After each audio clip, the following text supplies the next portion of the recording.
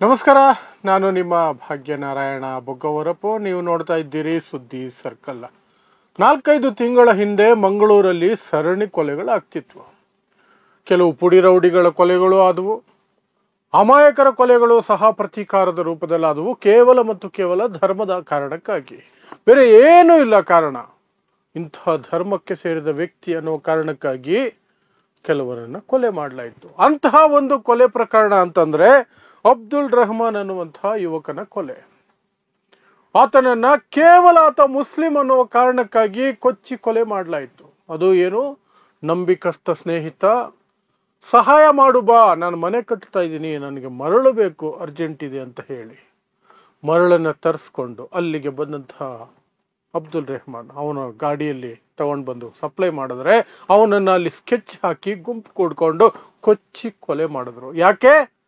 ಯಾಕೆಂದ್ರೆ ಅದೊಂದು ಪ್ರತೀಕಾರದ ಕೊಲೆಯಾಗಿತ್ತು. ಅದಕ್ಕೂ ಹಿಂದೆ ಸುಹಾಸ್ ಶೆಟ್ಟಿ ಅನ್ನುವಂತಹ ಪುಡಿ ರೌಡಿಯ ಕೊಲೆಯಾಗಿತ್ತು. ಪುಡಿ ರೌಡಿ ಒಬ್ಬನನ್ನ ಕೊಚ್ಚಿ ಕೊಲೆ ಮಾಡಿದ್ರು. ಆ ಕೊಲೆಗೆ ಪ್ರತೀಕಾರವಾಗಿ ಈ ಅಮಾಯಕನನ್ನ, ಯಾವುದಕ್ಕೂ ಸಂಬಂಧವೇ ಇಲ್ಲದಂತಹ ವ್ಯಕ್ತಿಯನ್ನ, ಅವನ ಸ್ನೇಹಿತನನ್ನೇ ಬಳಸ್ಕೊಂಡು, ಅವನ ಸ್ನೇಹವನ್ನೇ ಬಳಸ್ಕೊಂಡು ಅವನನ್ನ ಕೊಚ್ಚಿ ಕೊಲೆ ಮಾಡಿದ್ರು. ಆ ಕೇಸಿನಲ್ಲಿ ಈಗ ಭರತ್ ಕುಮ್ದೇಲ್, ಹಿಂದೂ ಹುಲಿ ಅಂತೆ ಅದು, ಅವತ್ತಿಂದ ತಲೆಮರೆಸ್ಕೊಂಡು ಓಡಾಡ್ತಿದೆ. ಇಲ್ಲಿಯವರೆಗೆ ಪೊಲೀಸರ ಬೋನಿಗೆ ಬಿದ್ದಿಲ್ಲ. ಆ ಭರತ್ ಕುಮ್ದೇಲ್ ವಿರುದ್ಧ ಈಗ ಕೋಕಾ ಕಾಯ್ದೆಯನ್ನ ಪೊಲೀಸರು ಹಾಕಿದ್ದಾರೆ. ಕೋಕಾ ಕಾಯ್ದೆ ಹಾಕಿ ಅವನ ಬಂಧನಕ್ಕೆ ಬಲೆ ಬೀಸಿದ್ದಾರೆ. ಅವನು ತಗಲಾಕೊಂಡ್ರೆ ಕನಿಷ್ಠ 1 ವರ್ಷ ಆಗುತ್ತೆ ಬೇಲ್ ಸಿಗೋದಕ್ಕೆ. ಕೋಕಾ ಕಾಯ್ದೆಯಲ್ಲಿ ಏನಿದು ಕೋಕಾ ಕಾಯ್ದೆ? Control of organised crimes act, ಕರ್ನಾಟಕದ ಸಂಬಂಧಪಟ್ಟಂತೆ, ಕರ್ನಾಟಕದ ಕೋಕಾ ಅಂತ ಕರೀತಾರೆ. ಸೊ ಆ ಕೋಕಾ ಆಕ್ಟ್ ಅನ್ನ ಈಗ ಈ ಭರತ್ ಕುಮ್ದೇಲ್ ಅನ್ನುವಂತಹ ವ್ಯಕ್ತಿ ಮೇಲೆ ಹಾಕಿದ್ದಾರೆ. ಇವನ ಜೊತೆಯಲ್ಲಿದ್ದವರು ಎಲ್ಲರೂ ಸಹ ಬಂಧನ ಆಗಿದ್ದಾರೆ. ಈ ಕೇಸಲ್ಲಿ, ಅಬ್ದುಲ್ ರೆಹಮಾನ್ ಕೊಲೆ ಕೇಸಲ್ಲಿ ಎಲ್ಲರೂ ಸಹ ಬಂಧನ ಆಗಿದ್ದಾರೆ. ಇವನು ಮಾತ್ರ ಅವತ್ತಿಂದ ತಲೆ ತಪ್ಪಿಸ್ಕೊಂಡಿದ್ದಾನೆ. ಅಷ್ಟು ಈಸಿಯಾಗಿ ಹೇಗೆ ತಲೆಮರೆಸ್ಕೊಳ್ಳೋದಕ್ಕೆ ಸಾಧ್ಯ ಅಂದ್ರೆ ನೀವು ಅರ್ಥ ಮಾಡ್ಕೊಳ್ಬಹುದು. ದಕ್ಷಿಣ ಕನ್ನಡ ಜಿಲ್ಲೆಯಲ್ಲಿ ಹಿಂದುತ್ವದ ಹೆಸರಿನಲ್ಲಿ ಯಾರೆಲ್ಲ ಏನೆಲ್ಲ ಮಾಡ್ತಾರೆ, ಯಾರು ಅವನಿಗೆ ರಕ್ಷಣೆ ಕೊಟ್ಟಿರಬಹುದು, ಯಾರು ಅವನನ್ನ ಇಲ್ಲಿಯವರೆಗೆ ಕಾಪಾಡಿಕೊಂಡು ಬಂದಿರಬಹುದು ಪೊಲೀಸರ ಕೈಗೆ ಸಿಗದ ಹಾಗೆ ಅಂತ. ಅವನ ಜೊತೆಯಲ್ಲಿ ಆರೋಪಿತರಾದಂಥವ್ರು, ಈ ಕೊಲೆ ಕೇಸಲ್ಲಿ ಬಂಧನ ಆಗಿರುವವರು ಇಲ್ಲಿಯವರೆಗೆ ಸುಮಿತ್, ಆಚಾರ್ಯ, ರವಿರಾಜ್ ಮೂಲ್ಯ, ಸಚಿನ್, ರಂಜಿತ್, ಅಭಿನವ್ ರೈ, ತೇಜಾಕ್ಷ, ರವಿ ಸಂಜಯ್, ಶಿವಪ್ರಸಾದ್ ತುಂಬೆ, ಪ್ರದೀಪ್, ಶಾಹಿತ್ ಅನ್ನುವಂತಹ ಇಷ್ಟೂ ಜನ ಸಹ ಬಂಧನ ಆಗಿದ್ದಾರೆ. ಆದರೆ ಇವನು ಮಾತ್ರ ಎಲ್ಲ ಕಡೆಯೂ ದ್ವೇಷ ಭಾಷಣಗಳನ್ನ ಮಾಡಿಕೊಂಡು ಹಿಂದೂ ಹುಲಿ ಅಂತ ತನಗೆ ತಾನೇ ಬಿಂಬಿಸ್ಕೊಂಡು ಓಡಾಡ್ತಿದ್ದಂತಹ ಭರತ್ ಕುಮ್ದೇಲ್ ಅಲಿಯಾಸ್ ಭರತ್ ರಾಜ್, ಹಿಂದುತ್ವದ ಹೆಸರಿನಲ್ಲಿ, ಹಸು ಹೆಸರಿನಲ್ಲಿ ಕೋಮು ಕ್ರಿಮಿಯಾಗಿದ್ದವನು ಇಲ್ಲಿಯವರೆಗೆ ಪೊಲೀಸರ ಕೈಗೆ ಸಿಗಾಕೊಂಡಿಲ್ಲ. ತಲೆಮರೆಸ್ಕೊಂಡು ಓಡಾಡ್ಕೊಂಡಿದ್ದಾನೆ. ಅವನ ವಿರುದ್ಧ ಈಗ ಕೋಕಾ ಆಕ್ಟ್ ಅನ್ನ ಹಾಕಲಾಗಿದೆ. ಈ ಸುಹಾಸ್ ಶೆಟ್ಟಿ ಅನ್ನುವಂತಹ ಪುಡಿ ರೌಡಿಯ ಕೊಲೆ ಆಗಿತ್ತಲ್ಲ, ಅವನ ಇತಿಹಾಸವನ್ನ ಸ್ವಲ್ಪ ಹೇಳೋದಾದ್ರೆ, ಇದೇ ಹಿಂದುತ್ವದ ಹೆಸರು, ಹೊಸು ಹೆಸರಲ್ಲಿ ಜನರನ್ನ ಹಿಂಸಿಸ್ಕೊಂಡು, ದ್ವೇಷ ಬಿತ್ಕೊಂಡು, ಆ ಹೆಸರಲ್ಲಿ ರೋಲ್ ಕಾಲುಗಳನ್ನು ಮಾಡಿಕೊಂಡು, ಗುಂಪು ಕಟ್ಕೊಂಡು, ಗೂಂಡಾಗಿರಿ ಮಾಡಿಕೊಂಡು ಓಡಾಡ್ಕೊಂಡಿದ್ದ. ಅವನ ಕೊಲೆ ಆಯಿತು. ಆ ಕೊಲೆಯಲ್ಲಿ ಹಿಂದೂಗಳು ಸಹ ಭಾಗಿಯಾಗಿದ್ರು.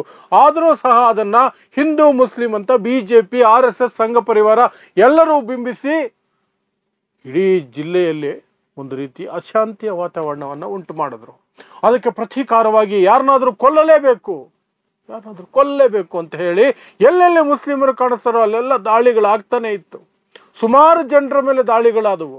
ತಪ್ಪಿಸ್ಕೊಂಡ್ರು, ಯಾರೂ ಸಹ ಬಲಿ ಆಗ್ಲಿಲ್ಲ. ಒಂದಷ್ಟು ಗಾಯಗಳಾದವು, ಚೂರಿ ಇರ್ತಾ ಇತ್ತು, ಏನೇನೋ ಆಯ್ತು. ಆದ್ರೆ ಈ ಹುಡುಗ ಮಾತ್ರ, ಈ ಯುವಕ ಅಬ್ದುಲ್ ರೆಹಮಾನ್ ಅನ್ನುವಂತಹ ಯುವಕ ಮಾತ್ರ ಸಿಗಾಕೊಂಡ. ಅವನ ಸ್ನೇಹಿತ, ಆ ಸ್ನೇಹಕ್ಕೆ ಅವನು ಕಟ್ಟು ಬಿದ್ದು ಸಿಗಾಕೊಂಡ. ಕೊಚ್ಚಿ ಬಿಸಾಕರು. ಅವನ ಜೊತೆಲಿ ಇನ್ನೊಬ್ಬ ಇದ್ದವನು ಎಸ್ಕೇಪ್ ಆದ. ಸೊ ಇಷ್ಟು ಈ ಅಬ್ದುಲ್ ರೆಹಮಾನ್ ಕೊಲೆ ವಿಚಾರದಲ್ಲಿ ಈಗ ಬರ್ತಿರುವಂತಹ ಸುದ್ದಿ. ಮೇ ತಿಂಗಳಲ್ಲಿ ನಡೆದಿತ್ತು. ಮೇ 27ನೇ ತಾರೀಕು ಈ ಒಂದು ಕೊಲೆ ನಡೆದಿತ್ತು. ಅದಾದ ನಂತರ ನಿಮಗೆ ಗೊತ್ತೇ ಇದೆಯಲ್ಲ, ಮುಸ್ಲಿಮರು ಆರೋಪಿಗಳಾದ್ರೆ NIA ಬರುತ್ತೆ, UAPA ಬರುತ್ತೆ, ಏನೆಲ್ಲ ಬರುತ್ತೆ. ಹಿಂದೂಗಳು ಆರೋಪಿಗಳಾದ್ರೆ ಅದೊಂದು ನಾರ್ಮಲ್ ಕ್ರೈಮ್. ಆದರೆ ಅದನ್ನು ನೆಕ್ಸ್ಟ್ ಲೆವೆಲ್ಗೆ ತಗೊಂಡೋಗಿದ್ದಾರೆ. ಆರ್ಗನೈಸ್ಡ್ ಕ್ರೈಮ್ ಇದು ಅನ್ನೋ ರೀತಿಯಲ್ಲಿ ಕೋಕಾ ಆ್ಯಕ್ಟನ್ನು ಹಾಕಿರೋದು ಸ್ವಾಗತಾರ್ಹ. ಆ ಮೂಲಕ ಕೈಗೆ ತಗಲಾಕೊಂಡ್ರೆ ಬೇಲ್ ಸಿಗೋದು ಬಹಳ ಕಷ್ಟ ಆಗತ್ತೆ. ಬಟ್ ಕೈಗೆ ಸಿಗಬೇಕಲ್ಲ. ಎಲ್ಲಿ ಹೋದ ಇವನು? ಅಲ್ಲಿರುವಂತಹ ಪುಡಿ ರೌಡಿಗಳು ಹಿಂದುತ್ವದ ಹೆಸರಿನಲ್ಲಿ ಓಡಾಡ್ಕೊಂಡಿದ್ದಾರಲ್ಲ, ಅವ್ರನ್ನೆಲ್ಲ ಹಿಡ್ಕೊಂಡೋಗಿ ಒಂದು ರೀತಿಯಲ್ಲಿ ಪೊಲೀಸ್ ಅವ್ರಿಗೆ ಫುಲ್ ಫ್ರೀಡಮ್ ಕೊಟ್ಟು ಅವ್ರನ್ನ ಸರಿಯಾಗಿ ವಿಚಾರಣೆ ಮಾಡಿ ಅಂತ ಫ್ರೀಡಮ್ ಕೊಟ್ಟರೆ ಖಂಡಿತ ಈ ಭರತ್ ಕುಮ್ದೆಲ್ ಅನ್ನುವಂಥವನು ಯಾವ ಬೇಲದಲ್ಲಿದ್ರೂ ಸಹ ಪೊಲೀಸರು ಎತ್ಕೊಂಡು ಬರ್ತಾರೆ. ಆದರೆ ಅಷ್ಟು ಫ್ರೀಡಮ್ಮು ಪೊಲೀಸರಿಗೆ ದಕ್ಷಿಣ ಕನ್ನಡ ಜಿಲ್ಲೆಯಲ್ಲಿ ಸಿಗ್ತಾ ಇಲ್ಲ ಅನ್ನೋದು ಮಾತ್ರ ಸತ್ಯನೇ. ಹಾಗಾಗಿ ಅವನು ಇನ್ನೂ ಕೈಗೆ ಸಿಗದೆ ಓಡಾಡ್ಕೊಂಡಿರೋದಕ್ಕೆ ಸಾಧ್ಯ ಆಗಿರೋದು ಅಷ್ಟೇ. ನೋಡೋಣ ಈಗ ಕೋಕಾ ಆಕ್ಟ್ ಹಾಕಿದ ನಂತರ ಆದರೂ ಪೊಲೀಸರು ಅವನನ್ನು ಬಂಧಿಸೋದ್ರಲ್ಲಿ ಸಫಲ ಆಗ್ತಾರ. ಅನಂತರ ಈ ಕೇಸು ಮುಂದಕ್ಕೆ ಎಲ್ಲಿ ಹೋಗುತ್ತೆ ಅಂತ ಏನಾದರೂ ಅಪ್ಡೇಟ್ಸ್ ಇದ್ರೆ ತಿಳಿಸ್ತೀನಿ. ಸೊ ಇಂಥದ್ದೇ ವಿಶೇಷ ಸುದ್ದಿಗಳಿಗಾಗಿ ನೋಡ್ತಾ ಇರಿ ಸುದ್ದಿ ಸರ್ಕಲ್. ನಾನು ನಿಮ್ಮ ಭಾಗ್ಯನಾರಾಯಣ ಬೊಗವರಪು.